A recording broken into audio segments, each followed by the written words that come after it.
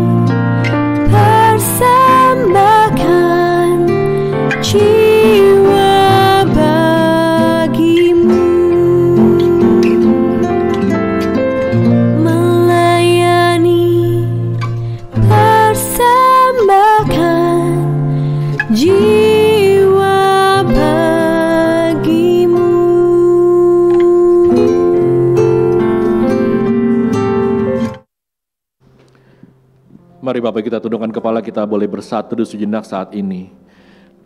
Hari ini bukan secara kebetulan kita hadir di tempat ini dalam ruang ibadah ini. Biarlah hari ini kita mengucap syukur pada Tuhan.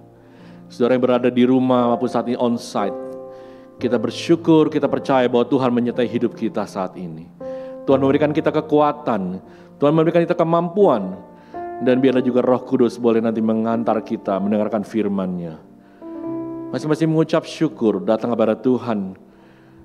Inilah kerinduan kita semuanya. Hadir, memuliakan, memuji nama Tuhan. Dan mendengarkan firman-Nya. Saya mohon jemaat boleh kita balik bangkit berdiri semuanya.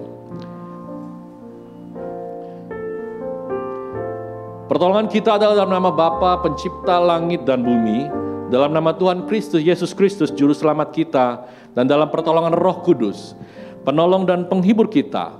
Marilah kita bersorak-sorai untuk Tuhan, bersorak-sorak bagi gunung batu keselamatan kita. Biarlah kita menghadap wajah-Nya dengan nyanyian syukur, bersorak-sorak baginya dengan nyanyian mazmur. Sebab Tuhan ialah Allah yang besar, dan Raja yang besar mengatasi segala Allah. Amin. Kita naik pujian, mulia sembah Raja mulia. Siapkan hati kita muliakan nama Tuhan. Lewat mulut dan hati kita boleh memuji, memuliakan nama Tuhan, menyembah Dia. Haleluya. Mari katakan, mulia sembah Raja mulia bagi Yesus, puji hormat dan kuasa.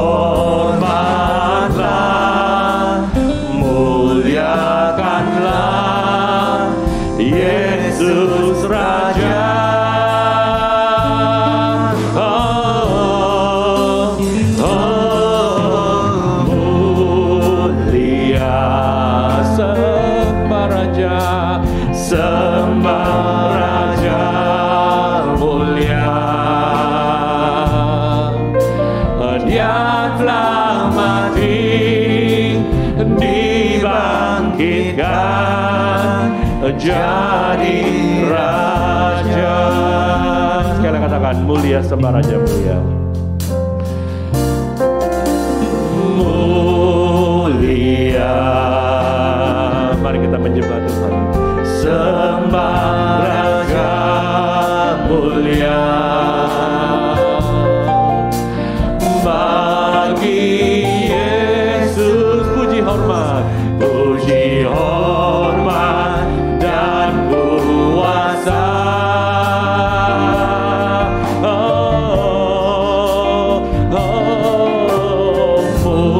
Mulia agung kerajaannya, agung kerajaan.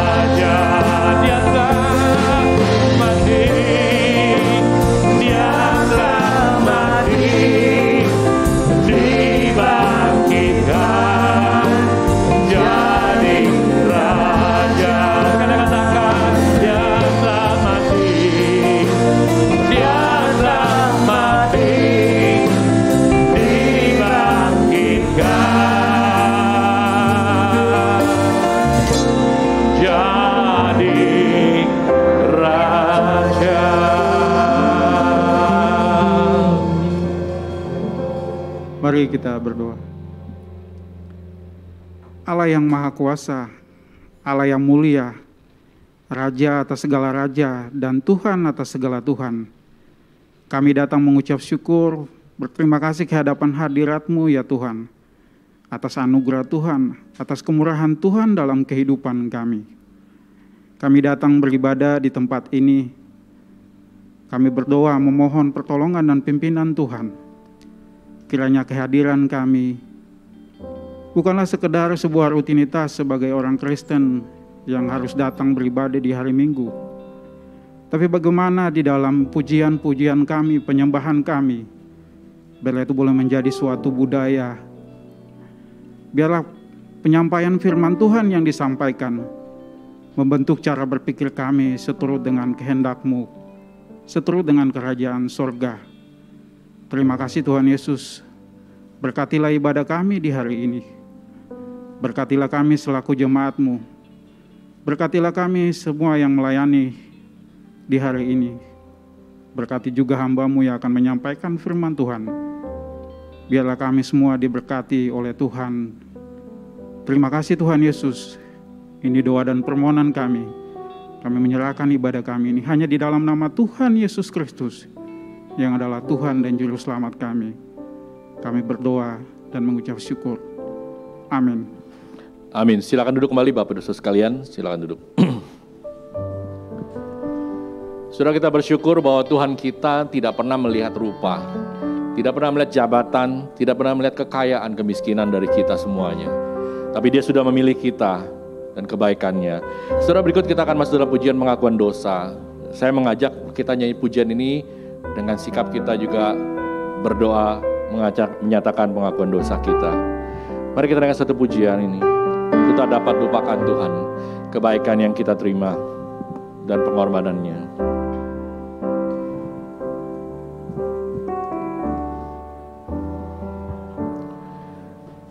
Ku tak dapat lupakan kebaikan yang ku terima, pengorbanan-Mu yang mulia, jadikan ku berharga.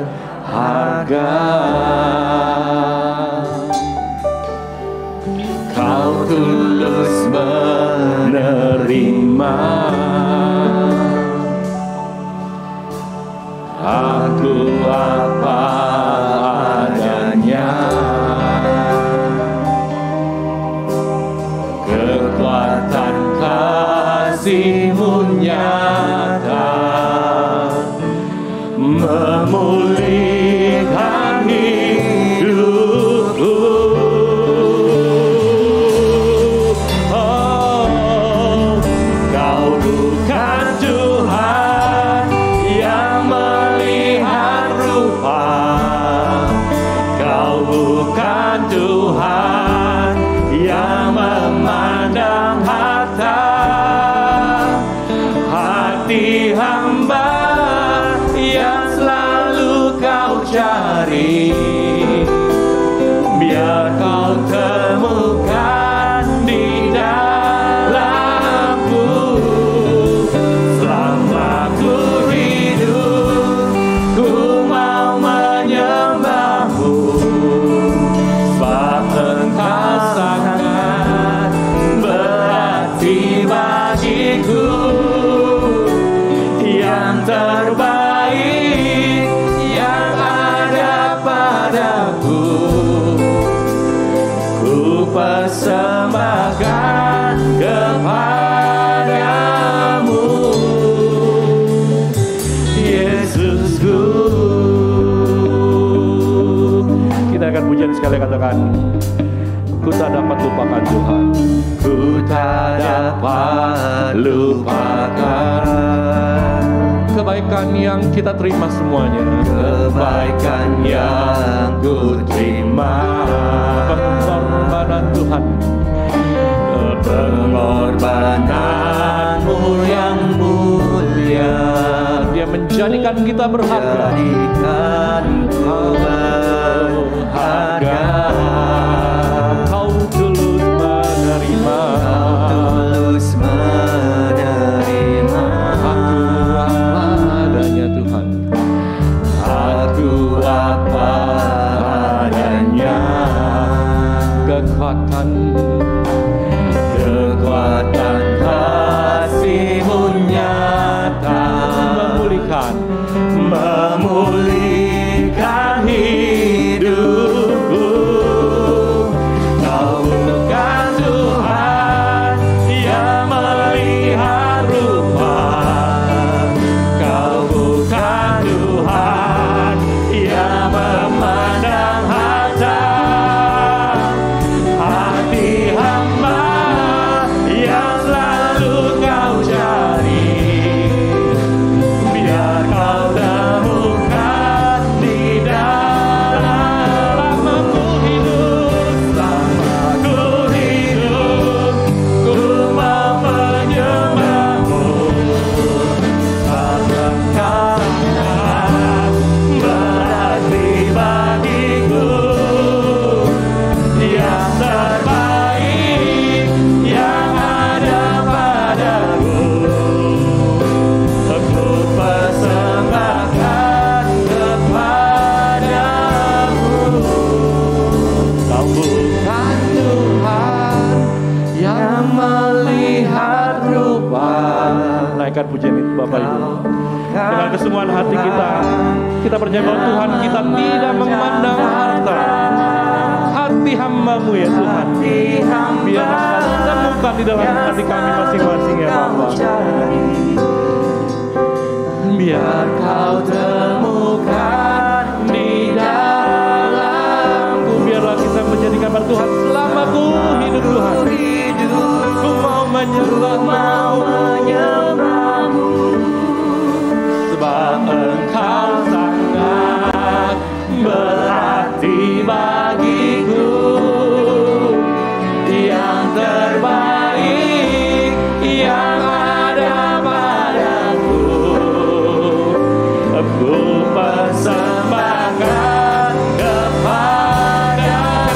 Kau bukan Tuhan, Kau bukan Tuhan yang melihat rupa, Kau bukan Tuhan yang memandang harta. Hati hamba yang selalu Kau cari, biar Kau temukan, biar Kau temukan di dalamku. Selama ku hidup, ku mau menyembah-Mu.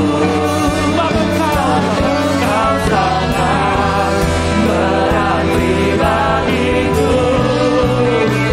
Yang terbaik yang ada padaku, ku persembahkan kepadamu. Yesusku,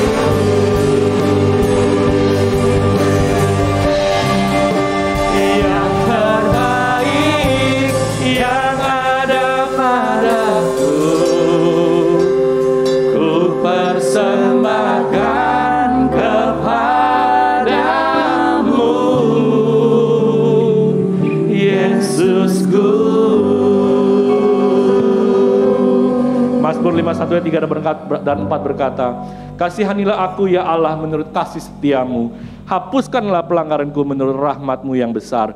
Bersihkanlah aku seluruhnya dari kesalahanku dan tahirkanlah aku dari dosaku. Sama-sama kita katakan, amin.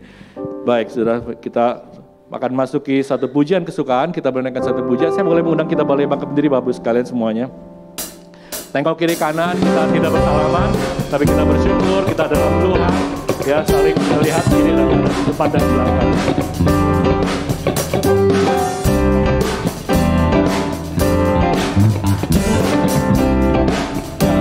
Katakan, sucikan hatiku, sucikan hatiku, buat hatiku setia, buat hatiku setia, agar hidupku memuliakan-Mu.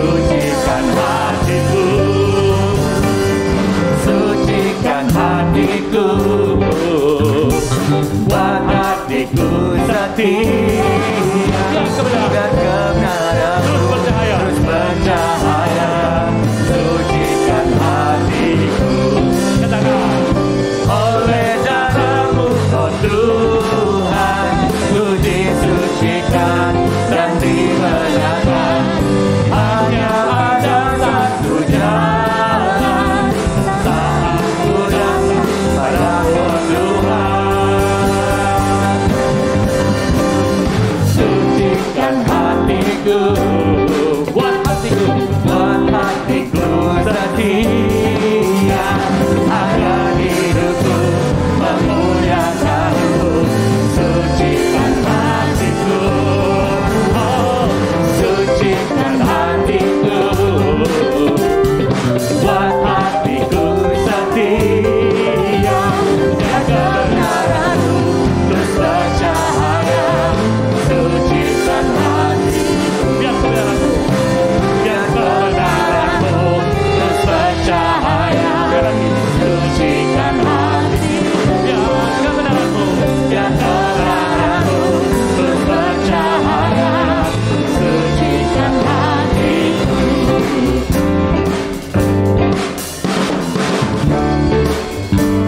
Kita punya apa dalamnya ya?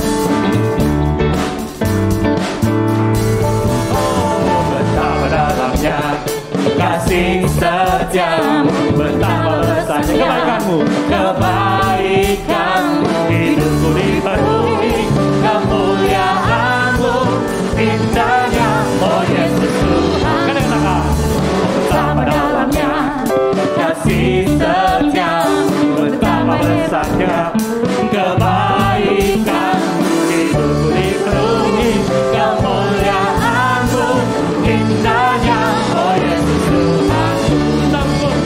Sempurnalah kehidupanku sejak Kau hadir dalam hati. Kau perhatikanku setiap waktu. Oh sungguh indahnya Yesus Tuhan. Betapa dalamnya kasih setia, betapa besarnya kebaikan-Mu,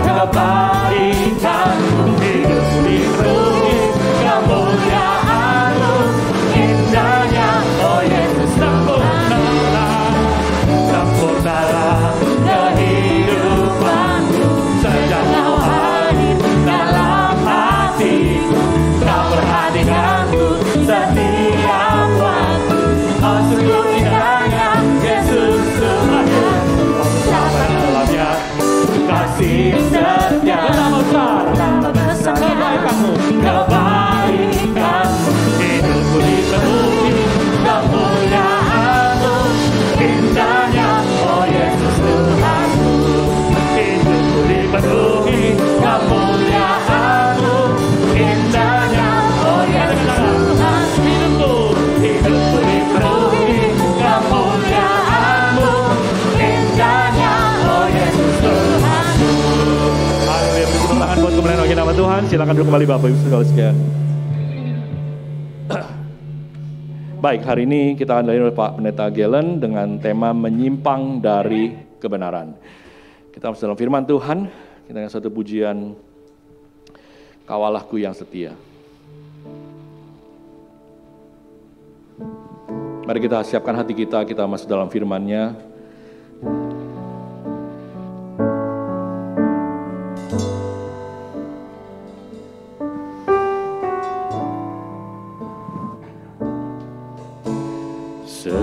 Sekalipun ku berjalan dalam lembah kelam,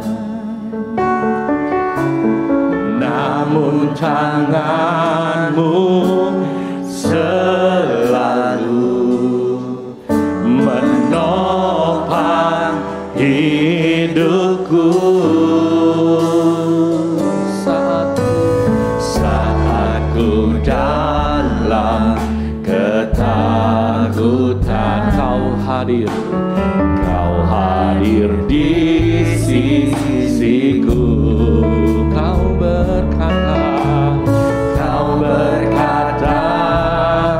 jangan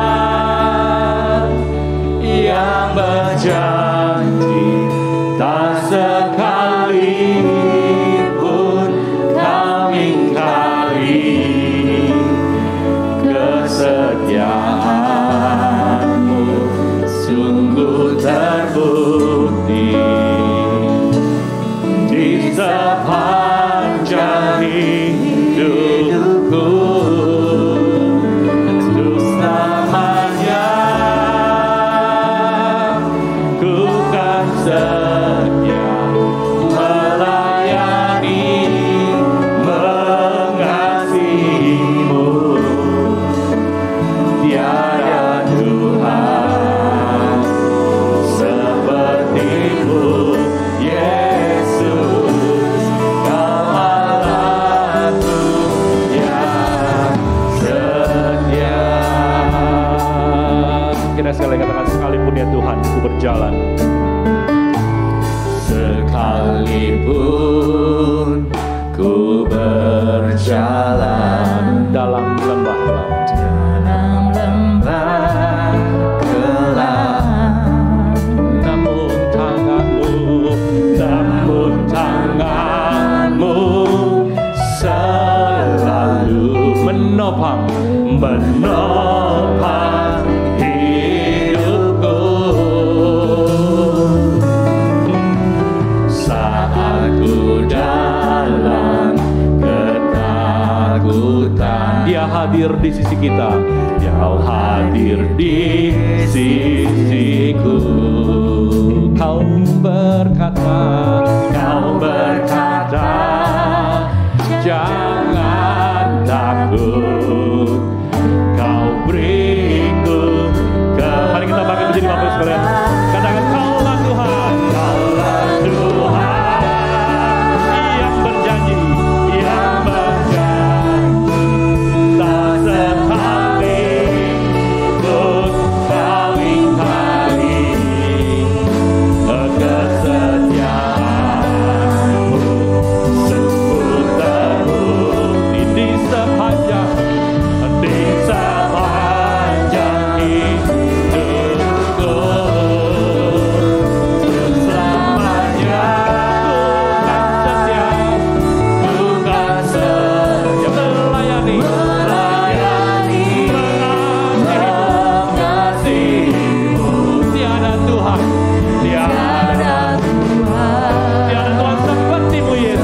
seperti-Mu, Yesus. Kau Allahku yang tiada Tuhan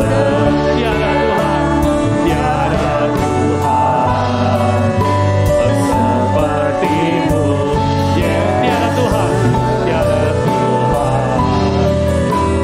seperti-Mu.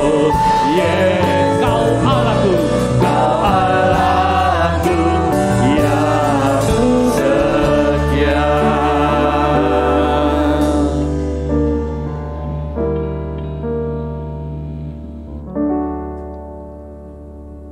Kami sungguh bersyukur memiliki Allah yang begitu setia, yang oleh karenanya memungkinkan kami untuk setia di dalam pengiringan kami mengikut Tuhan. Oleh karena itu ya Tuhan, umat-Mu berkumpul di rumah-Mu yang kudus untuk beribadah, untuk memuji, untuk menyembah kepada Dikau. Kiranya Tuhan berkenan. Dan tibalah saatnya bagi kami ya Tuhan, untuk disapa, dilawat, dikoreksi oleh kebenaran firman Tuhan. Sehingga firman Tuhan boleh terus memimpin kehidupan kami. Tuhan, pakailah hamba-Mu di dalam keterbatasannya, di dalam persiapannya, untuk menyampaikan isi hati Tuhan kepada umat-Mu pada minggu ini. Kiranya baik hamba-Mu yang menyampaikan maupun setiap kami yang mendengarkan, semuanya sama-sama diajar, dididik, diteguhkan, dipimpin oleh firman-Mu. Berbicaralah ya Allah, karena kami sudah siap untuk mendengarkan. Di dalam nama Tuhan Yesus Kristus, Guru Agung kami berdoa, kami bersyukur. Amin. Jemaat dipersilakan duduk. Ya.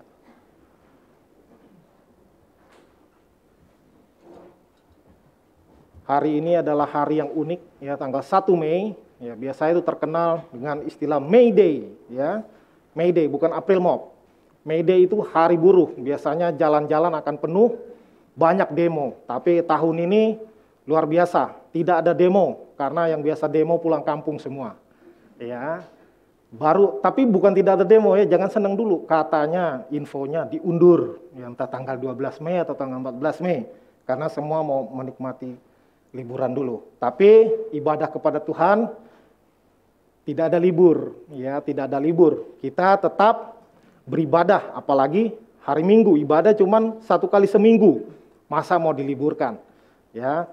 Hari ini tema kita adalah menyimpang dari kebenaran yang terambil dari Maleakhi pasal 2 ayat 7 sampai ayat 9. Ya, bagi yang tidak membawa Alkitab ada di layar ya.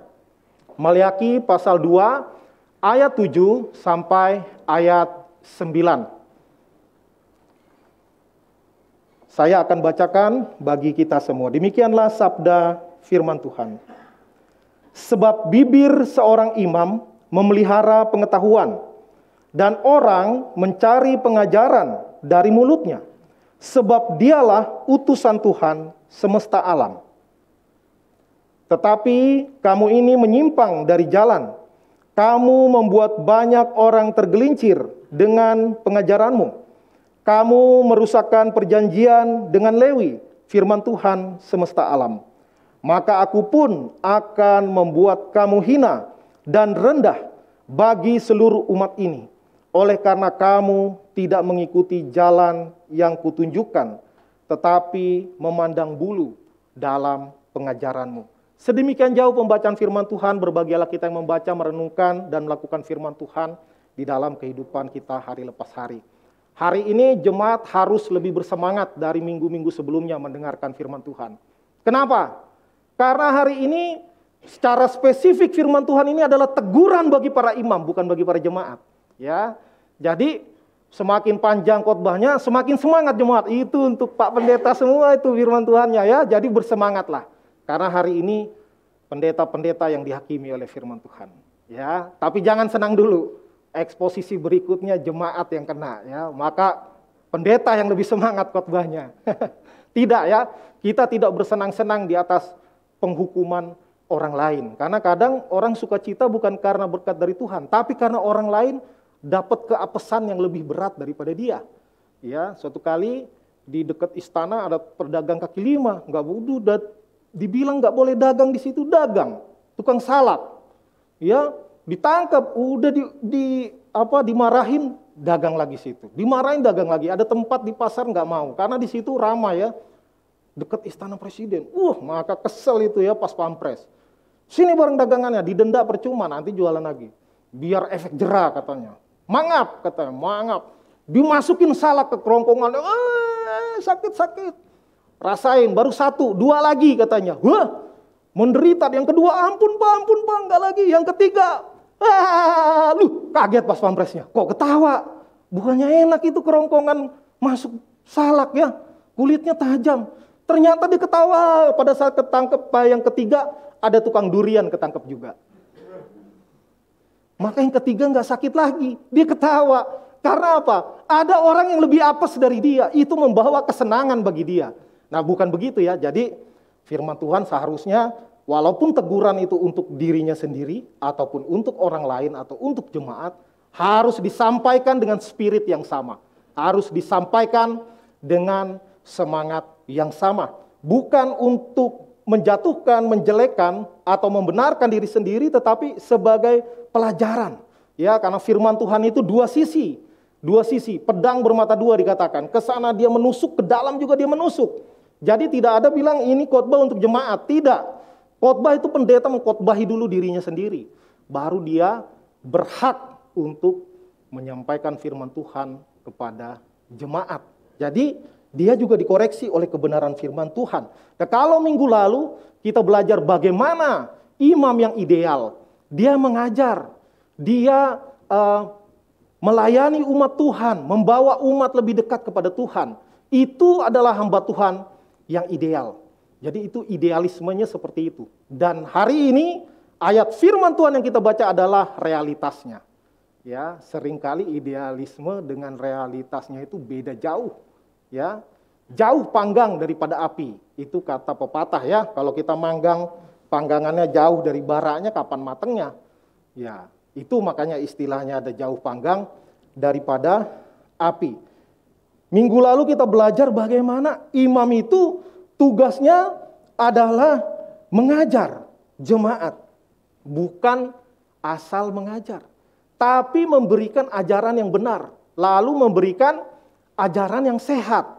Ya, bukan untuk menghancurkan orang, bukan untuk seperti istilah sekarang dibilang character assassination, ya, pembunuhan karakter, bukan. Tetapi dosa itu harus diungkapkan. Supaya apa? Supaya yang salah itu memperbaiki. Karena firman Tuhan dikatakan bukan hanya untuk mengajar, bukan hanya untuk mendidik, tetapi untuk menyatakan kesalahan. Ya, lalu dikasih tahu yang benar, lalu membawa orang kepada jalan yang benar. Nah, karena itu tema hari ini luar biasa. Menyimpang dari kebenaran. Nah, orang tidak tiba-tiba menyimpang dari kebenaran, terutama pengajar ya. Kalau hamba Tuhan, kalau dia dididik dengan benar, dia belajar firman Tuhan dengan sungguh-sungguh dan dia membaca buku-buku teologi yang sehat, yang memiliki sistematika teologi yang ketat, maka seharusnya dia tidak menyimpang, ya. Karena yang menyimpang ini bisa dua kemungkinan. Ada yang menyimpang tanpa sadar, tanpa sengaja, ada yang menyimpang dengan sengaja. Memang dia punya motif jahat, karena itu dia memperalat ayat-ayat kitab suci untuk menggolkan rencananya, untuk memuluskan keinginannya sehingga tercapai. Nah, di sini saya memikirkan bahwa orang pun menyimpang tidak tiba-tiba. Karena apa? Karena dari banyak pelajaran kehidupan, dari banyak sepak terjang pelayanan, saya memperhatikan, saya mengamati. Ada banyak orang yang memulai dengan hati yang tulus, dengan motivasi yang murni, dengan idealisme yang tinggi. Tetapi seiring dengan berjalannya waktu, mulai pikirannya dipengaruhi oleh rupa-rupa ajaran, dipengaruhi oleh rupa-rupa keinginan, dari eksternal maupun dari internal dirinya sendiri. Akhirnya tanpa sadar, ya, dia belum menyimpang daripada kebenaran. Sebelum menyimpang dari kebenaran, orang terlebih dahulu menyamping dari kebenaran. Ya, kalau menyimpang itu di persimpangan dia udah belok jauh. Tapi kalau menyamping, ini istilah saya ya, biar enak dengernya, menyimpang dan menyamping. Menyamping itu kita harusnya di tengah-tengah, di pusat kebenaran. Tapi kita mulai ke pinggir nih, masih di jalan yang benar nih, jalannya lebar lah ceritanya ya, kayak jalan raya. Ya, jalan kebenaran itu one way. Ya, walaupun istilah katakan banyak jalan menuju Roma, karena waktu itu Roma pusat dunia, pusat metropolitan dunia. Dari berbagai tempat orang Roma membangun jalan begitu bagus, begitu baik, dan menuju ke Roma banyak jalan. Ya, karena itulah yang dipakai orang-orang pluralis. Ya, kita harus bersifat pluralis, tapi bukan pluralisme. Pluralisme semuanya adalah kebenaran. Ya, maka orang jadi bingung. Sekarang kan kita dikacaukan kepada gitu. Jangan sok benar sendiri. Kamu bukan pemonopoli kebenaran. Yang lain juga benar. Ya. Nah, itu mengakibatkan kebingungan-kebingungan, terutama pada generasi-generasi muda yang tidak pernah diajarkan ajaran yang benar-benar betul dan betul-betul benar. Ya. Karena kebenaran bukanlah kebetulan. Ya. Kebenaran itu harus diajarkan sejak kecil. Maka orang sebelum menyimpang, dia menyamping dulu ya. Dia menyamping dari kebenaran, dia melihat kebenaran lagi tidak benar-benar dengan mata yang utuh, dengan sudut pandang yang terluas. Tetapi dia ngelihatnya, karena dia menyamping dari kebenaran, maka dia lihatnya pakai ekor mata. Ya, maka dia tidak mendapatkan perspektif yang paling utuh dari kebenaran itu. Maka orang seringkali jadi nggak sadar. Dia mulai bergeser dari kebenaran. Enggak 180 derajat, enggak. Tetapi menyamping dari kebenaran, 1 derajat pun, nah ini kalau guru matematika, guru fisika paling jago nih. 1 derajat itu kecil sekali. Ya, kalau garis 5 cm menyimpang atau menyamping 1 derajat itu enggak kelihatan. Tapi kalau ditarik garis lurus, misalnya garis khayal Katulistiwa ya, lewat kota Pontianak. Ya gitu ya, dari Riau, Pontianak, ke Sulawesi sampai ke Indonesia Timur. Kalau garis Katulistiwa itu dibelokkan 1 derajat saja, ya, itu tambah lama itu melebarnya tambah jauh. Ya, kalau ditarik garis sampai dari Indonesia Barat ke Indonesia Timur, 1 derajat itu bisa melencengnya ratusan kilometer. Ya, kalau udah di ujung, kalau di titik awal ya dikit banget, nggak kelihatan. Ya, maka di sini imam-imam ditegur. Ya, karena itu dikatakan bibir seorang imam memelihara pengetahuan. Maka seorang hamba Tuhan, seorang pelayan Tuhan harus keep in touch dengan firman Tuhan. Harus juga terus belajar. Jangan merasa, wih, saya ini loh lulus summa cum laude. Tanya, so what kalau summa cum laude? Ya, masuk di pintu surga enggak dibilang, wih summa cum laude, auto lolos. Ya, panitia lolosin, tuh punya ijazah sarjana teologi atau MTH atau DTH. Ya, summa cum laude, lulusan terbaik. Enggak ngaruh, itu knowledge. Ya, knowledge. Karena itu tidak cukup hanya pengetahuan yang benar, tetapi pengetahuan itu harus termanifestasikan di dalam kehidupan, di dalam tindakan. Ada berapa banyak teolog yang akhirnya juga menyimpang. Ya, ketika saya belajar dulu di STT, baca buku sejarah gereja, baca buku macam-macam, ada yang bahasanya santun, ya, ditulis oleh profesor sejarah gereja, itu Bapak Jan Sihara Aritonang, ya. Dia tulis buku yang baik sekali, kata-katanya sopan sekali karena dia akademisi, ya. Berbagai aliran di dalam dan di sekitar gereja. Wah, bagus ya. Ada yang lebih dibilang lebih radikal nanti jadi negatif. Lebih tegas bahasanya. Bidat Kristen dari masa ke masa. Waduh, langsung di ujung-ujung udah bilang bidat, ya. Wah, kalau sekarang orang nggak senang tuh. Wah, sok bener lo, jangan menghakimi, ya gitu ya. Nah, ada banyak itu rata-rata, hampir semua dikatakan pemimpin bidat itu orang yang berpotensi, orang yang punya karunia, orang yang punya karisma. Dia ngomong apa, orang nurut, ya. Dikatakan misalnya apapun dia ngomong, kalau dia bilang amin, jemaatnya semua bilang amin. Ya, siapa yang mau angkat tangan, angkat tangan. Jadi tahun 2004 yang lalu ada seorang pendeta di Bandung, ya. Dia bikin ajaran hari kiamat, dia bilang, Tuhan kasih tahu sama saya, hari kiamat kapan? Jemaatnya disuruh jual semua hartanya, ya, setor. Setor, percuma kita, Tuhan udah mau datang, harta tidak berguna. Ya, ayo kita tunggu Tuhan Yesus datang. Tahun 2004. Datang, bukan Tuhan Yesus, ya. Polisi yang datang, ditangkap dia. Ya, dikatakan aliran sesat. Kita hanya melihat potret di ujungnya, tapi mungkin 10, 20, 30 tahun yang lalu, mungkin, saya nggak tahu ya, saya tidak meriset, bisa jadi dia seorang hamba Tuhan yang begitu cinta Tuhan dan begitu sungguh-sungguh mengikut Tuhan. Ya, tapi ada banyak perjalanan dalam pelayanan hamba Tuhan kecewa dengan pelayanan. Karena mungkin merasa kurang sejahtera, atau mungkin merasa dia maunya, dia punya keputusan sendiri, tidak perlu ada majelis, harus dia yang pegang aturan misalnya. Ya, jadi banyak orang kecewa. Akhirnya macam-macam, ada yang berhenti pelayanan, itu masih bagus ya. Yang gawat, ya, dia pergi ke toko sebelah, dia ganti plang, ya kan? Lalu ikan dari kolam sebelah diserok-serokin satu-satu. Ya. Mungkin pengajarannya masih benar, tapi sikap hidupnya udah nggak benar. Karena apa? Karena pengalaman hidup membuat dia mengkhianati ajaran yang dia ajarkan sendiri. Ya, dan itu terjadi sepanjang zaman. Sepanjang zaman. Nah, ini adalah warning bagi setiap hamba Tuhan. Termasuk penatua, ya, yang ikut pelayanan di gereja. Hati-hati. Karena itu firman Tuhan katakan, awasilah ajaranmu. Di sini dikatakan peliharalah, ya, peliharalah pengetahuan. Maksudnya apa? Kita harus juga dengan secara periode kita periksa pengajaran kita. Jangan-jangan selama ini paham saya salah, saya kira benar. Ya, kita juga harus rendah hati. Belum tentu yang kita pikir udah pasti benar atau auto benar bahasa sekarang, ya. Tidak. Karena itu gereja pun di dalam sejarahnya ada di zaman-zaman tertentu gereja mengajarkan yang keliru. Ya, gereja mengajarkan yang keliru. Jadi kompak ngaconya.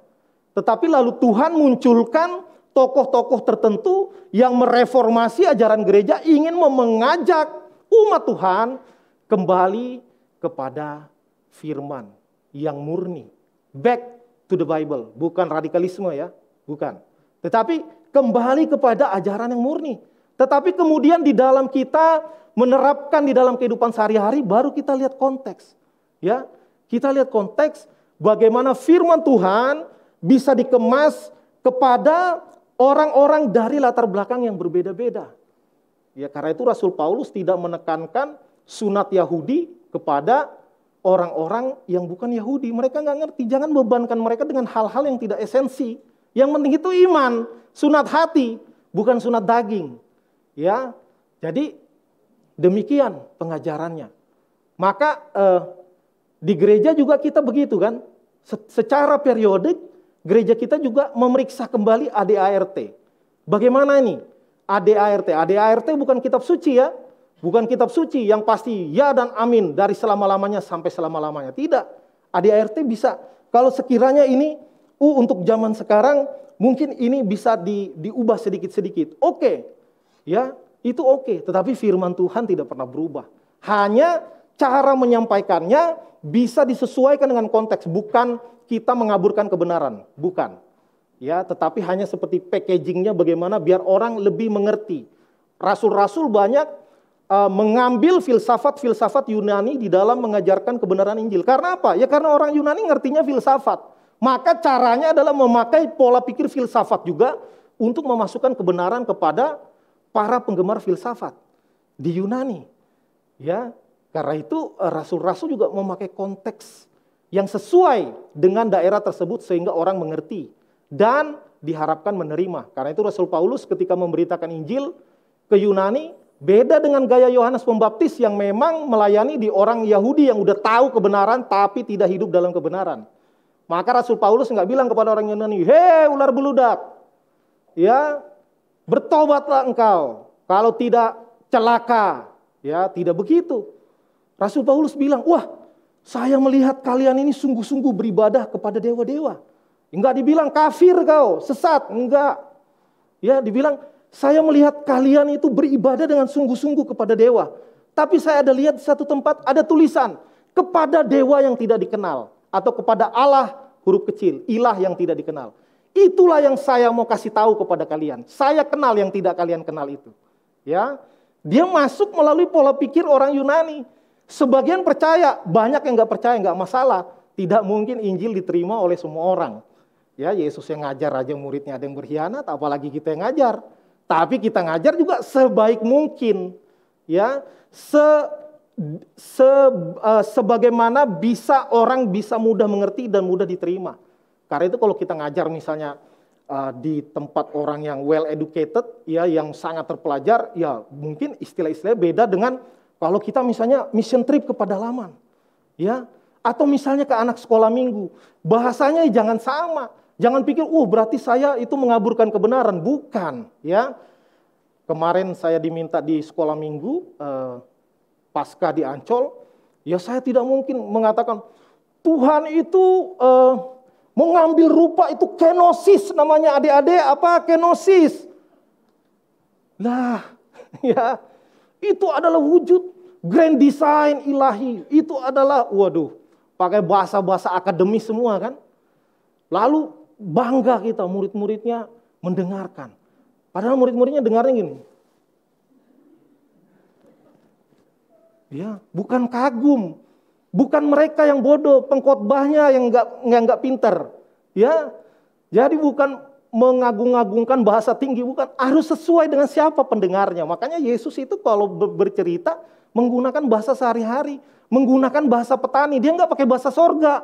Ya. Pakai bahasa yang dimengerti sama murid-muridnya. Ya, engkau kujadikan penjala manusia karena murid-muridnya nelayan. Ya, enggak Yesus bilang, "Ini saya mau ngajar kamu angelologi, hamartologi." Apa tuh?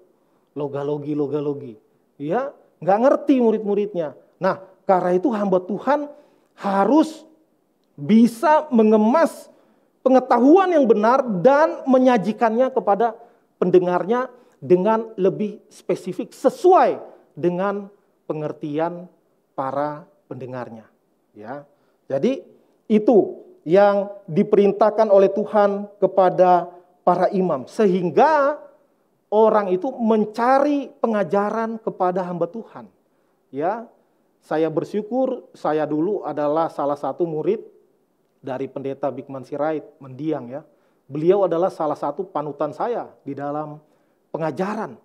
Karena itu walaupun saya udah diutus kemana-mana, ya, Pernah praktek di sini dulu waktu masih di atrium 2 semester. Habis itu saya diutus kemana-mana, baru sekarang kembali lagi setelah bertahun-tahun. Karena apa? Karena pengajaran yang berkesan, bukan hanya benar tapi juga berkesan, disampaikan dengan baik, itu tertancap di kepala. Ya, tertancap di kepala. Akan menjadi ingatan yang kuat, yang susah hilang. Walaupun mungkin kita nggak gampang menghafal ya. Tapi kalau kesannya kuat itu nggak gampang hilang dari ingatan kita. Walaupun nggak dihafal-hafalin. Ya, jadi karena itu demi pengajaran yang ketat, maka juga Pak Bigman juga mendirikan STT Makedonia. Supaya apa? Supaya ajaran-ajaran itu dirumuskan dan diajarkan kemudian. Karena dikatakan memelihara. Memelihara itu bukan punya kita sendiri. Itu dirawat. Dan kalau bisa itu dibagikan. Ya, keep the knowledge, bukan keep the knowledge from the people. Tapi keep the knowledge for the people. Untuk orang-orang. Diwariskan dari generasi ke generasi. Karena itu STT didirikan. Supaya terus diajarkan ajaran-ajaran yang benar dan sehat, dibagikan kepada orang-orang yang terpanggil untuk menjadi hamba Tuhan, untuk kemudian mereka juga diutus untuk mewartakan kebenaran dan mendirikan pelayanan-pelayanan dengan kesungguhan hati. Ya, karena kalau itu di bawah gereja kita, maka kita punya keleluasaan yang penuh untuk mengatur, untuk memodifikasi, untuk menentukan kurikulum. Ya, untuk mendorong mereka, karena itu mitra dengan gereja kita. Ya, karena itu yang belum pernah ke sana, ayo kita ke sana bulan Juni nanti. Kita lihat STT Makedonia. Bahkan berapa hari lalu ada telepon ke saya. Pak Gelen, itu STT Makedonia masih butuh buku lah. Masih butuh buku ya? Iya, kok nggak diwartakan lagi? Ya diwartakan mulu, malu-maluin kan? Ya harus dikasih tahu, langsung tergerak gitu ya. Langsung tergerak, langsung bergerak. Karena ada yang tergerak tapi tidak bergerak. Ya. Besok saya bawa, oh boleh. Masih terima kan? Masih, itu bukan sekali. Mau ngasih tiap minggu juga boleh. Ya, karena itu akan dipakai untuk menjangkau lebih luas lagi daerah. Ya, menjadi berkat bagi lebih banyak orang. Dan akan dipakai untuk kemuliaan nama Tuhan. Dan gereja kita adalah pengendali ajarannya, doktrinnya, doktrin yang sehat, ya, doktrin yang bersemangat, ya. Jadi bukan hanya ajaran benar lalu kita puas, tapi kita juga dorong, ayo kerja bagi Tuhan, kerja bagi Tuhan. Nyanyinya bukan jangan lelah bekerja di ladangnya Tuhan. Saya bilang mahasiswa, nyanyinya harus lelah bekerja di ladangnya Tuhan. Karena jangan lelah memang dua sisi, bisa jangan pernah merasa capek, kerja terus. Tapi bisa juga di sisi lain, jangan mau capek-capek di ladangnya Tuhan. Karena itu jangan lelah. Makanya saya bilangnya, harus lelah. Kalau enggak lelah, berarti ada yang salah. Ya, berarti ada yang salah. Mungkin kita yang kurang sungguh-sungguh. Makanya kita tidak lelah bekerja di ladangnya Tuhan. Tapi walaupun lelah, tapi tetap senang, tetap semangat melihat tuaian yang ada di depan. Karena itu petani mencangkul tanah, enggak ada yang nangis, enggak ada yang sakit hati. Karena mencangkul nggak ada hasilnya. Dia tahu nanti ada prosesnya, nanti akan memanen. Ada prosesnya, tapi ada orang yang maunya cepat manen. Ya, maunya cepat manen. Nah, kemudian itulah yang terjadi kepada para imam. Ya, nah, gereja kita juga memperkuat diri, penekanannya ada di dalam ajaran. Di dalam ajaran. Karena itu banyak jemaat kita, jangan heran, membingungkan kalau dilihat secara secara geografis. Orang kan biasa gereja, apalagi di kampung ya, gereja situ ya jemaatnya pasti di sekeliling gereja kan. Kalau kita, waduh, saya aja takjub ya ketika datang di sini. Waduh, tanya satu, rumahnya di mana? Ada Bintaro, rumahnya di mana? Di Bekasi, rumahnya di mana? Di Bogor. Berapa ratus gereja dilewatin itu, ya. Berapa ratus gereja dilewatin, ada yang di Tangerang lah, di mana-mana kan. Karena apa? Karena kekuatan pengajaran yang diletakkan oleh pendiri gereja kita. Bukan berarti Pak Bigman enggak ada kekurangan sama sekali. Setiap manusia punya kekurangan ya. Tetapi ajaran yang benar, yang digaungkan, yang disajikan dengan cara yang berkesan, maka itu akan menarik orang. Itu yang harus dipelihara juga di gereja kita. Kekuatannya adalah di dalam pengajaran. Sehingga orang tidak hitung-hitungan, mau jauh juga saya mau dengar firman Tuhan yang sehat. Yang ajarannya begitu ketat. Yang enggak sembarangan, enggak asal bunyi. Ya, dan biarlah itu terus dipelihara. Nah, ini teguran untuk imam-imam ya, untuk hamba-hamba Tuhan. Makanya saya lihat jemaat enggak ada yang ngantuk dengerinnya, karena pendeta menghakimi dirinya sendiri. Ya, semangat jemaat dengar. Ayo terus Pak, ya biar Bapak bertobat terus. Ya. Jadi demikian. Ya, namun di sini dikatakan imam-imam itu menyimpang dari jalan. Kamu membuat banyak orang tergelincir dengan pengajaranmu. Waduh, ini bahaya.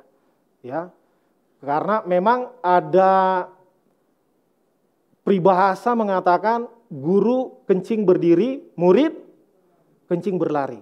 Kalau gurunya kencing berlari, muridnya ya kencing sambil salto-salto kali ya, atau sambil koprol, nggak tahu.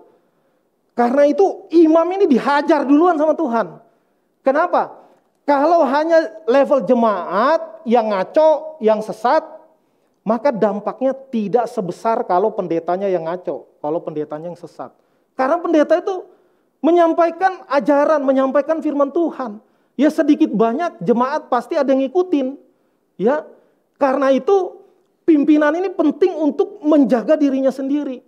Dan karena itu gereja kita memilih sistem bukan pendeta berkuasa tunggal, tidak. Karena itu ada penatua.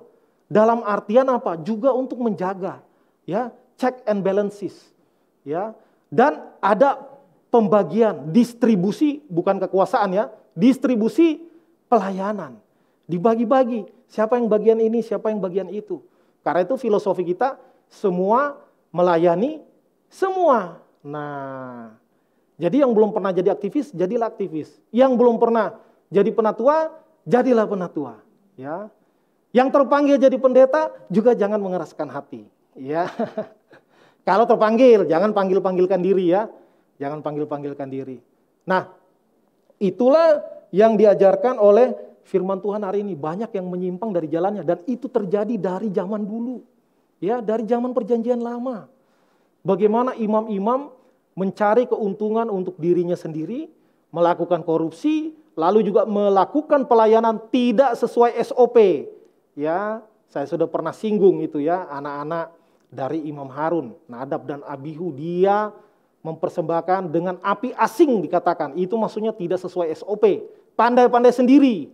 Ya, maka karena itu juga masih awal Tuhan menghajarnya dengan keras. Mereka langsung mati di hadapan Tuhan.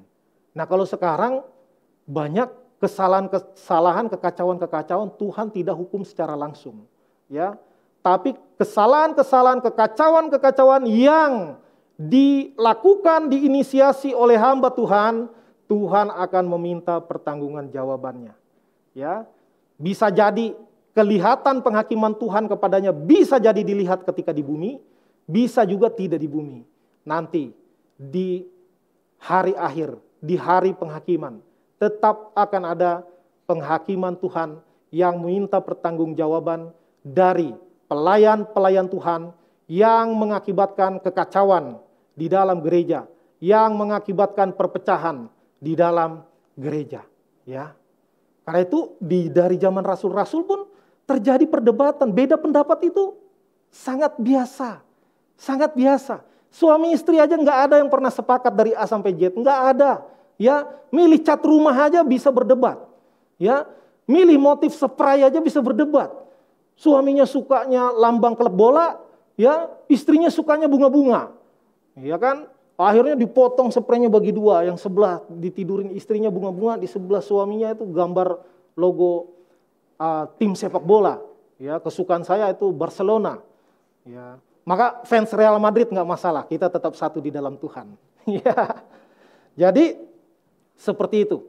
Karena itu di dalam perjanjian baru itu Paulus itu berdebat juga dengan Petrus, berdebat, tapi nggak bikin fraksi masing-masing. Nggak bikin satu bikin gereja Paulus, yang satu bikin gereja Petrus, enggak. Semuanya gereja Tuhan. Ya, ada beda-beda pendapat dalam ajaran, Ya, itu biasa. Karena itu didiskusikan. Karena itu di dalam sepanjang sejarah gereja ada banyak konsili-konsili. Ayo kita urun, rembuk. Ya, bukan ngarang-ngarang bikin formula lalu yang dituduh katanya orang Kristen memformulasikan lalu melantik Yesus menjadi Tuhan. Tadinya enggak katanya. Lalu dilantik di konsili katanya oleh bapak-bapak gereja. Waduh, itu ngaco banget ya. Itu ngaco banget. Padahal itu kebiasaan berkumpul, membahas firman Tuhan, lalu ada beda pendapat, lalu ketemu pada satu kesimpulan, itu hal yang wajar dan terjadi dari dulu. Terjadi dari dulu. Ya, maka seharusnya perbedaan-perbedaan minor dalam ajaran tidak perlu diributkan. Ya, apalagi yang tidak esensi. Ya, kalau yang esensi itu harus dijaga dengan ketat. Tetapi hal-hal yang tidak esensi itu tidak perlu diributkan. Ya, kadang ada orang berpikir kalau nyanyi nggak tepuk tangan berarti nggak ada sukacita. Ya, kalau waktu lagunya penyembahan lagu slow, kalau nggak angkat tangan begini 2 tangan tinggi-tinggi berarti kurang rohani. Itu hal-hal yang tidak penting. Ya, hal-hal yang tidak esensi. Ya kan? Jadi Anda mau angkat tangan tinggi, mau tetap diam begini, mau tegak sempurna begini, ya itu style orang, ya. Dan Tuhan tidak menyatakan menyembah saya gayanya harus begini, enggak.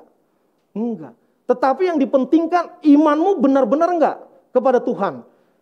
Ajaranmu benar enggak, lalu hidupmu benar enggak, itu lagi yang paling penting. Banyak orang Kristen lupa untuk menjadi pelaku-pelaku yang benar. Sukanya ributkan doktrin. Doktrinmu salah, doktrinku benar. Ya, doktrin itu penting, tetapi kita harus perhatikan bahwa kita ini hidup bukan di sorga, kita ini hidup di dunia. Orang-orang yang bukan orang Kristen melihat itu hidup kita, dia tidak lihat doktrin kita. Karena itu periksa diri kita masing-masing.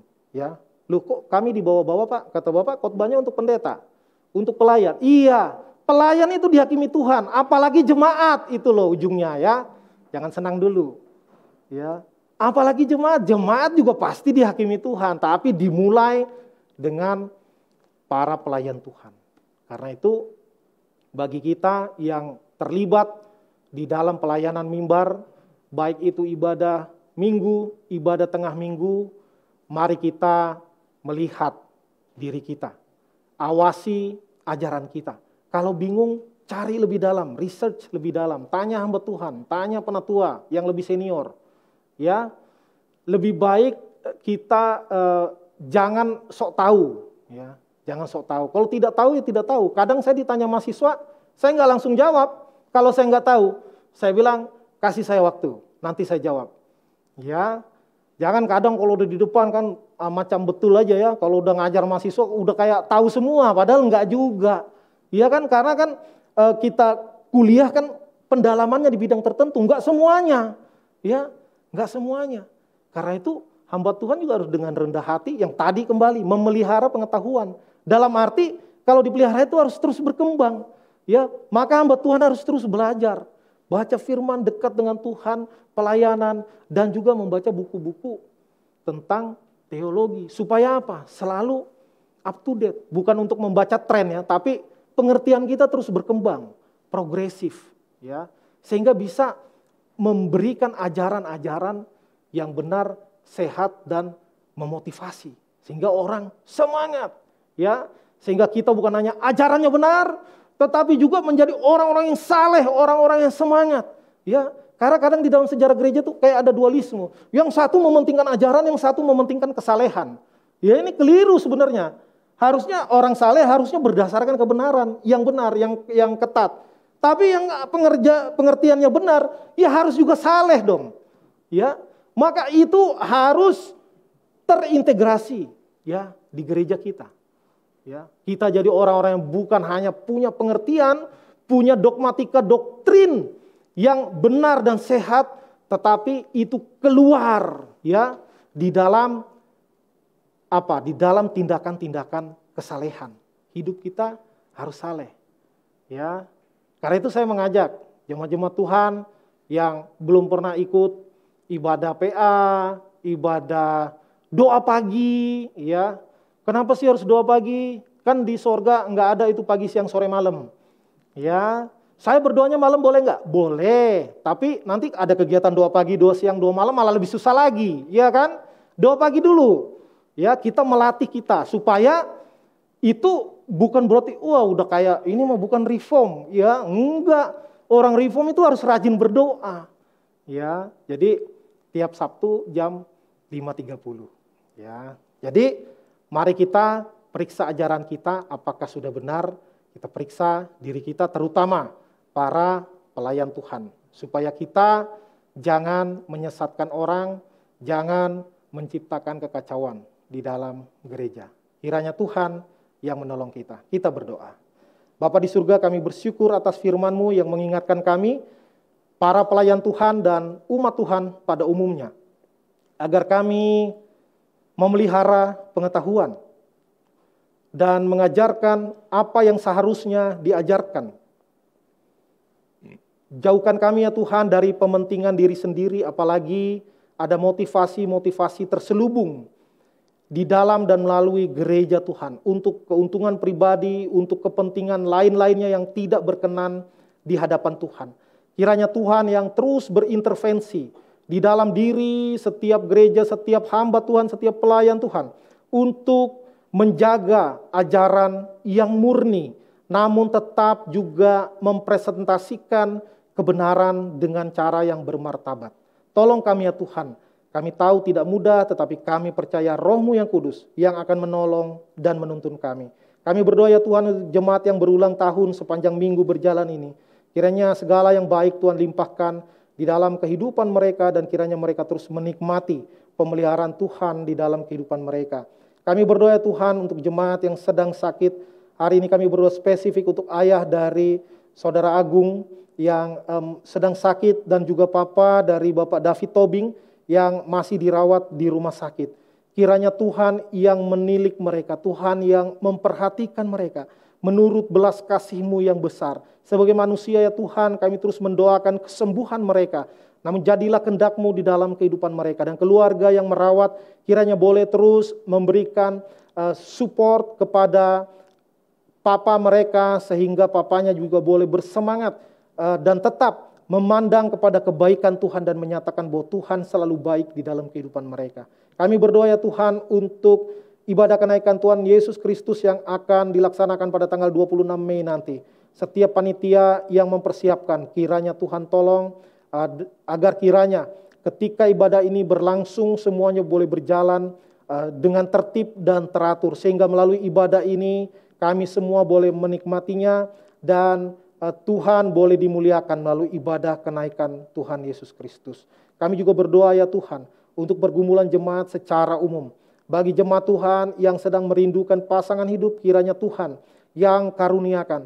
Dan kiranya sambil menantikan pasangan yang Tuhan tunjukkan, kiranya kami juga boleh memeriksa diri kami dan menjadikan kami juga pilihan yang terbaik juga bagi pasangan kami di masa mendatang.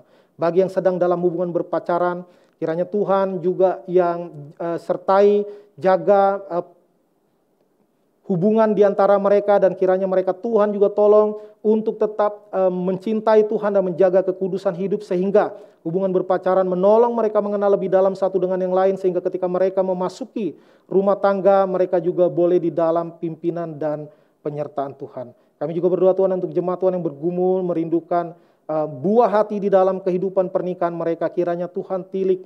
Kami terus memohon, dan di dalam penantian kiranya kami terus berharap kepada Tuhan, dan juga percaya bahwa Tuhan selalu punya rencana yang terbaik di dalam kehidupan pernikahan keluarga Kristen. Terima kasih Bapa di surga untuk usaha pekerjaan, baik kami sebagai pekerja maupun kami yang memiliki usaha sendiri.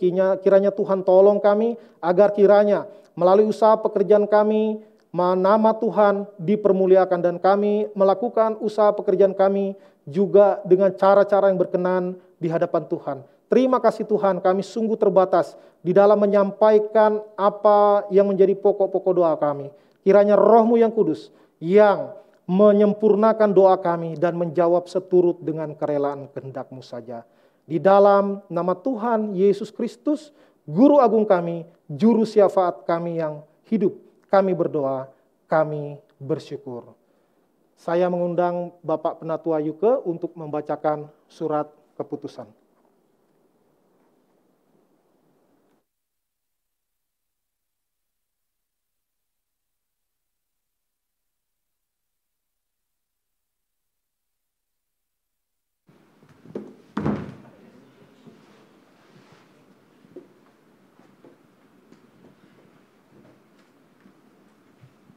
Bapak Ibu jemaat yang dikasihi Tuhan Yesus Kristus, saya akan membacakan surat keputusan dari Gereja Reformasi Indonesia sebagai berikut. Surat keputusan nomor GRI-KW-220501-001. Pada hari ini Minggu 1 Mei 2022 yang bertanda tangan di bawah ini atas nama Gereja Reformasi Indonesia berdasarkan hal-hal berikut ini. Dengan ini memutuskan sebagai berikut. 1. Mengingat Anggaran Dasar Reformasi Indonesia bab 5 pasal 27 perihal pejabat-pejabat gereja.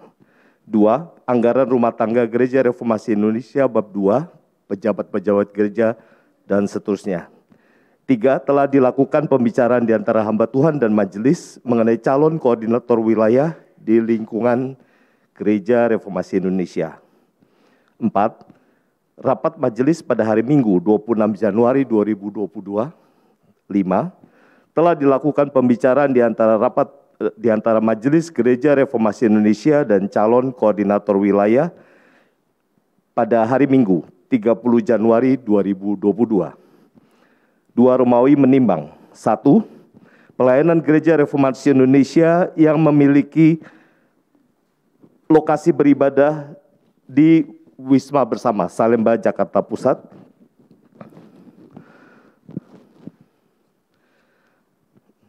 Kedua, perlunya ada pengaturan dan persiapan untuk hal-hal yang berhubungan dengan kebaktian ibadah di wilayah Salemba. 3. Telah diumumkan di dalam Warta Jemaat Gereja Reformasi Indonesia selama 2 minggu berturut-turut dan tidak ada surat keberatan yang masuk ke Sekretariat Gereja Reformasi Indonesia. 3. Romawi memutuskan. 1. Memberhentikan dengan hormat nama di bawah ini dari jabatan non-penatua Gereja Reformasi Indonesia karena telah selesai masa jabatannya, yaitu Saudara TP Malau. Kami mengucapkan terima kasih untuk pelayanannya. 2. Mengangkat nama di bawah ini ke dalam jabatan non-penatua Gereja Reformasi Indonesia, yaitu Saudara Jubrison Oscar Purba, periode ke-1 dengan jabatan sebagai koordinator wilayah Salemba. 3. Pelaksanaan peneguhan non-penatua diadakan dalam kebaktian Minggu Gereja Reformasi Indonesia pada hari Minggu 1 Mei 2022. 4. Masa pelayanan penatua dan non-penatua di Gereja Reformasi Indonesia selama 2 tahun, terhitung sejak tanggal surat keputusan ini ditandatangani. Demikian surat keputusan ini dibuat untuk dilaksanakan sebaik-baiknya demi hormat dan kemuliaan nama Tuhan Yesus Kristus Kepala Gereja. Jakarta 1 Mei 2022 tertanda Majelis Jemaat Gereja Reformasi Indonesia, Pendeta Netson, Ketua Umum, Penatua Sugiono Subrono, Sekretaris Umum menyetujui, Pendeta Netson, Gembala.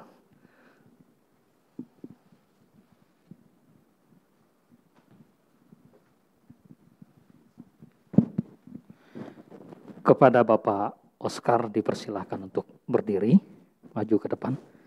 Pak Pendeta Gelen, saya undang untuk bersama-sama untuk mendoakan beliau dalam peneguhan sebagai koordinator wilayah GRI Salemba. Jemaat, kita tundukkan kepala, kita berdoa. Di dalam nama Allah Bapa, Allah Anak yaitu Tuhan Yesus Kristus, dan di dalam nama Allah Roh Kudus, kami datang kepadamu ya Tuhan.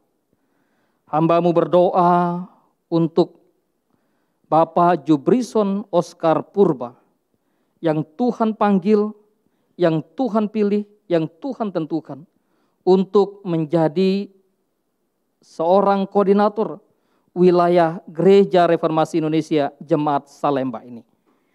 Kami memohon belas kasihan Tuhan yang akan terus menyertai beliau di dalam tugas tanggung jawab yang Tuhan percayakan kepadanya.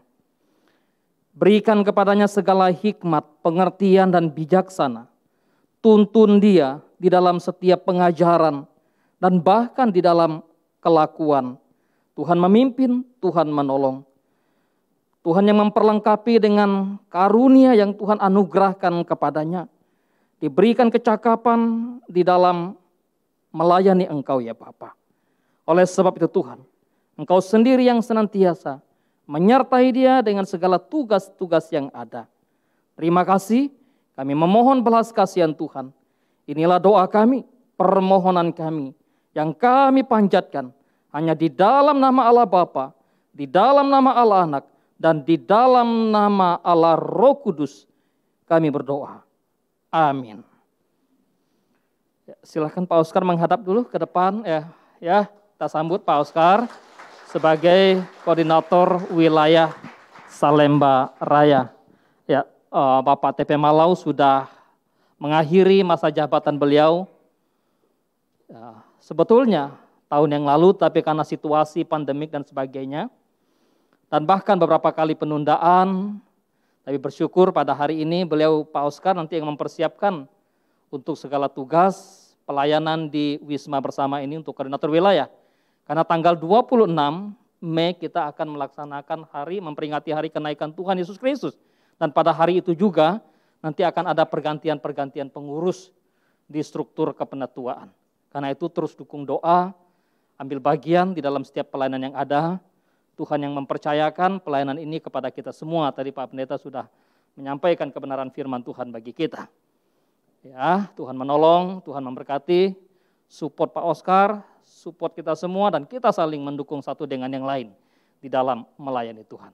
Tuhan Yesus memberkati, silahkan duduk Pak Oskar. Bapak Ibu jemaat Tuhan, saya undang untuk bangkit berdiri.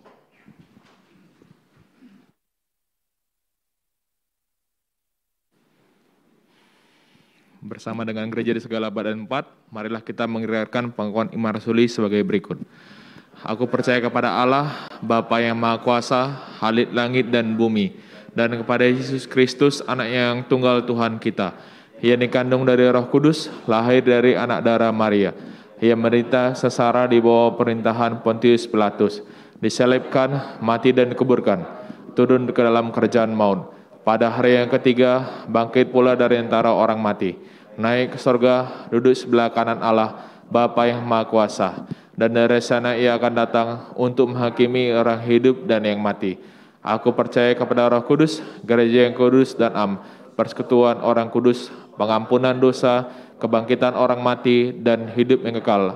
Amin. Jemaat silakan duduk kembali.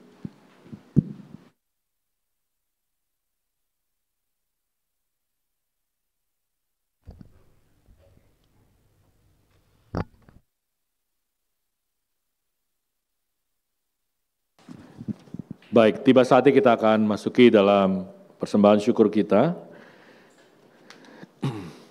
Ada dua kantong seperti biasa, kantong hitam untuk operasional gereja dan kantong merah untuk kepanitiaan ibadah kenaikan Tuhan Yesus. 2 Korintus 9 ayat 12 berkata, sebab pelayanan kasih yang berisi pemberian ini bukan hanya mencukupkan keperluan-keperluan orang-orang kudus, tetapi juga melimpahkan ucapan syukur kepada Allah.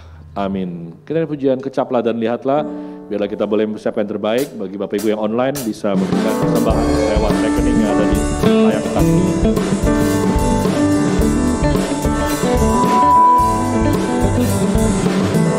Kecaplah dan lihatlah betapa baiknya Tuhan itu, rasakan dan nikmati kasih setia Tuhan.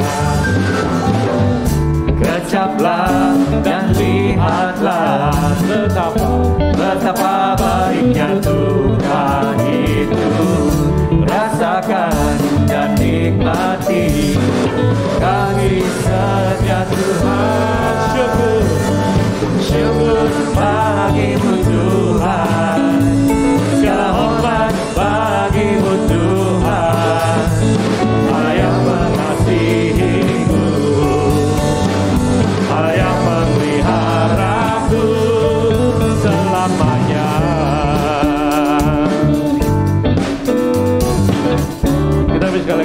Kecaplah dan lihatlah.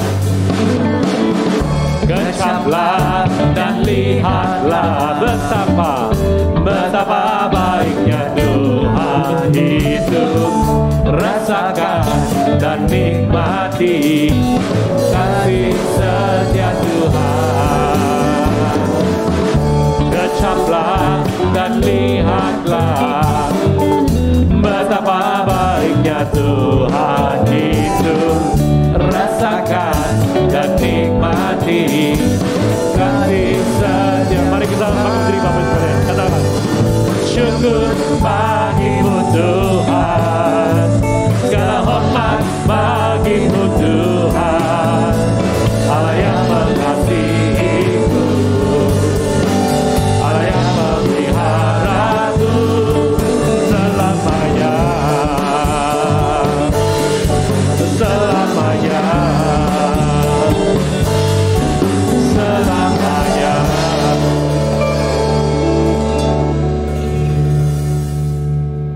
Kami datang di hadapan-Mu Tuhan, mengucap syukur untuk segala kebaikan-Mu dalam hidup kami. Kami datang kepada-Mu Tuhan, untuk selalu mengingat akan karya-Mu dalam kehidupan kami, yang mendorong kami juga melakukan hal-hal yang berkenan di hadapan-Mu. Bapa, terima kasih kalau kami kembali disegarkan dan dikuatkan oleh kebenaran firman-Mu. Mengajarkan kami untuk selalu berpaut kepada Tuhan, mengawasi ajaran kami, dan kami juga mau menjadi berkat bagi orang-orang yang Kau tempatkan di sekitar kami, apapun profesi kami. Terima kasih Tuhan, Kau mengajarkan untuk melakukan yang terbaik dalam hidup kami. Salah satunya adalah ketika kami memberikan persembahan. Tuhan, kami sadar yang Kau berikan kepada kami jauh melebihi apa yang kami berikan kepada Engkau.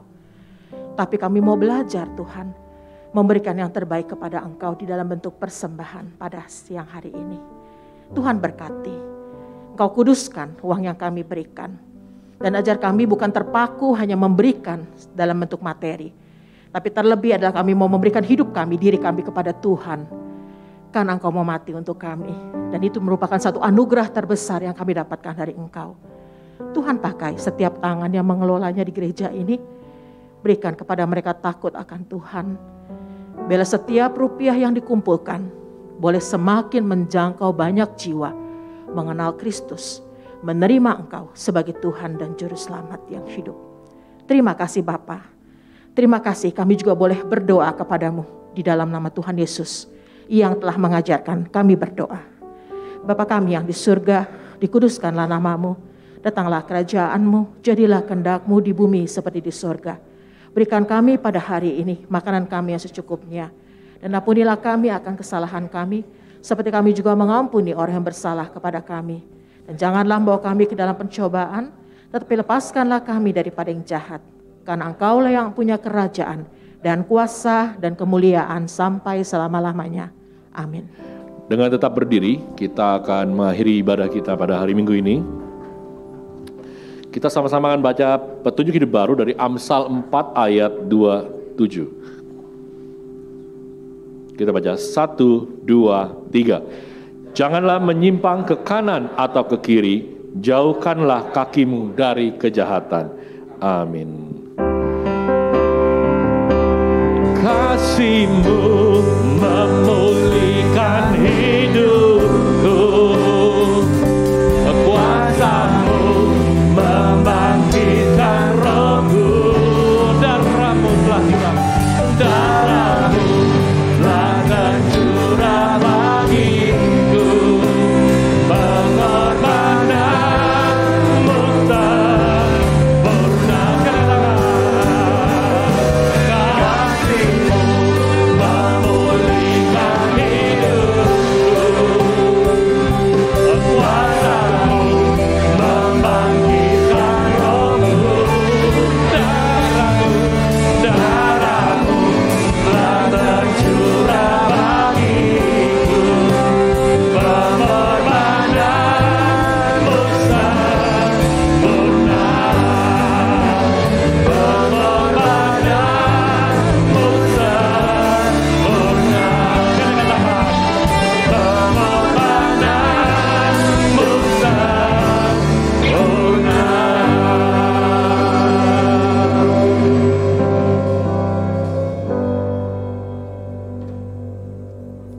Kami bersyukur ya Tuhan untuk setiap pujian yang boleh kami lantunkan. Kiranya Tuhan berkenan.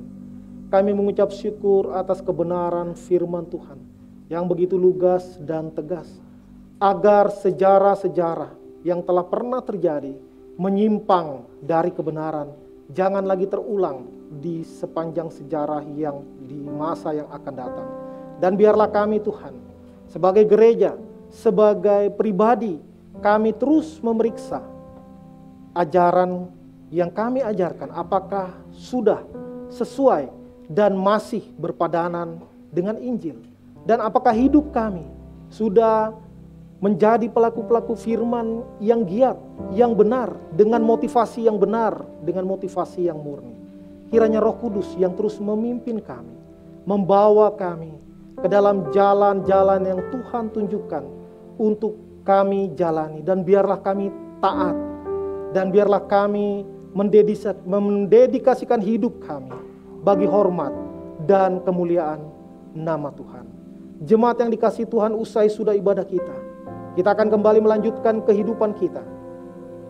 Kiranya kita mengarahkan hati dan pikiran kita kepada Tuhan. Arahkanlah hati dan pikiranmu kepadanya. Terimalah berkat-Nya. Tuhan memberkati engkau dan melindungi engkau. Tuhan menyinari engkau dengan wajah-Nya dan memberikan engkau kasih karunia.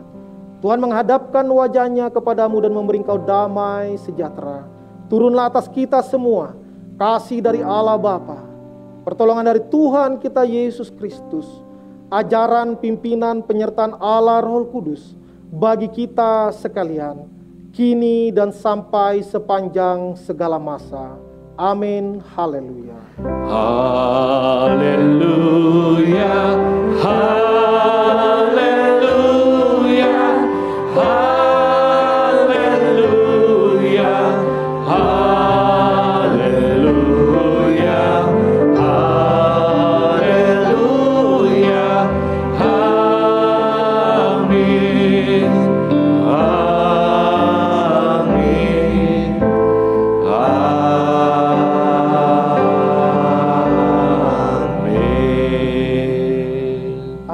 Silakan duduk bersaat teduh pribadi.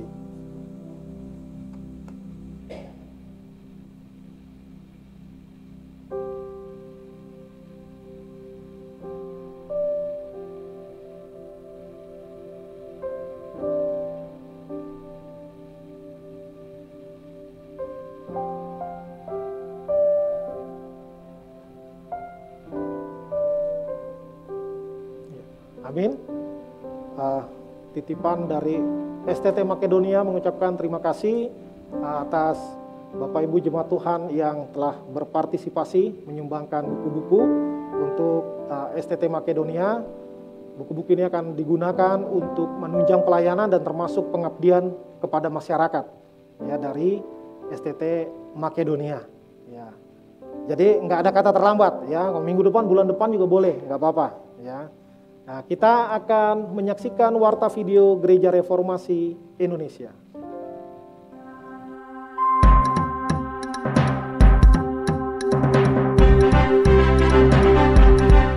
Gereja Reformasi Indonesia, misioner dan kritis, melayani, menjawab dan memenuhi kebutuhan umat di segala Shalom, selamat hari Minggu. Bersama saya Rachel Karissa, hadir menyampaikan warta sepekan Gereja Reformasi Indonesia. Ibadah tanggal Minggu, Persekutuan Oikumene, Rabu 4 Mei 2022, pukul 12.00 ditiadakan. Antioquia Ladies Fellowship, Kamis 5 Mei 2022, pukul 11.00 ditiadakan. Pendalaman Alkitab, Jumat 6 Mei 2022, pukul 19.00 ditiadakan. Persekutuan doa pagi, Sabtu 7 Mei 2022, pukul 5.30 dengan tema Latihan Badani yang akan dipimpin oleh Ibu Juanifa Sidarta via Zoom. Antioquia Youth Fellowship, Sabtu 7 Mei 2022, pukul 16.00 ditiadakan. Ibadah minggu depan, Sekolah Minggu, Minggu 8 Mei 2022 pukul 10.00 yang akan dipimpin oleh tim guru Sekolah Minggu Gereja Reformasi Indonesia di Wisma Bersama.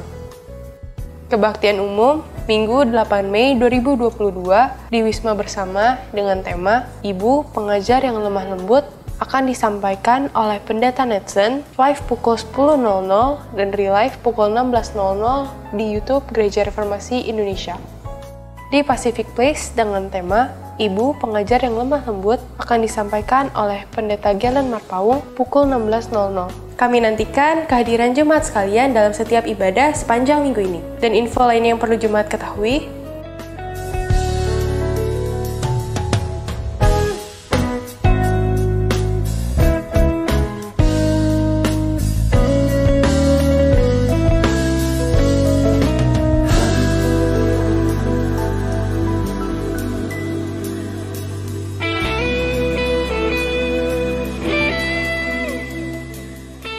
demikianlah Warta Sepekan Gereja Reformasi Indonesia. Dari kita, oleh kita, untuk kemuliaan nama Tuhan kita Yesus Kristus, Kepala Gereja. Tuhan Yesus memberkati dan salam sejahtera. Ya. Apakah ada di antara jemaat Tuhan yang baru pertama kali beribadah di tempat ini, baik yang di ruangan ini maupun mengikuti via live streaming? Boleh kasih emoji lambai tangan? Oh ada ya? Oh ya ada. Ya, selamat datang, senang berjumpa dengan Ibu atau Saudari ya. Kita nantikan beribadah bersama-sama dengan kita di minggu-minggu yang akan datang. Selamat hari Minggu bagi kita semua, jangan langsung pulang, kita berfellowship dulu, tetap jaga protokol kesehatan, kita jumpa di minggu yang akan datang. Tuhan Yesus memberkati.